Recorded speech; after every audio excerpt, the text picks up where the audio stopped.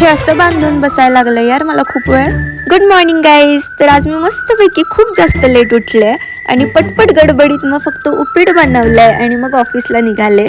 थोडं काम केलं आणि मग आज लवकर कल्टी मारली ऑफिसमधून, कारण की आज मला जायचं होतं घरी. सो मग ऑफिसच्या इथूनच बस पकडली आणि नशीब गर्दीही नव्हती, जागा भेटली आणि स्वारगेटला पोहोचले. पण लवकर येऊन काहीच फायदा झाला नाही, कारण की बसच नव्हती आणि मग खूप वेळाने बस लागली आणि नशीब जागाही भेटली मला. तिथून भूक लागलेली त्याच्यामुळे थोडीशी चकली खाल्ली आणि हे असं गुंडाळून बसायला लागलं मला खूप वेळ, कारण की माझ्या पुढे बसलेल्या त्यांनी खिडकी उघडी ठेवलेली. मला एक तर बरं नाही आहे आणि त्यात सगळं वारं मलाच लागतंय.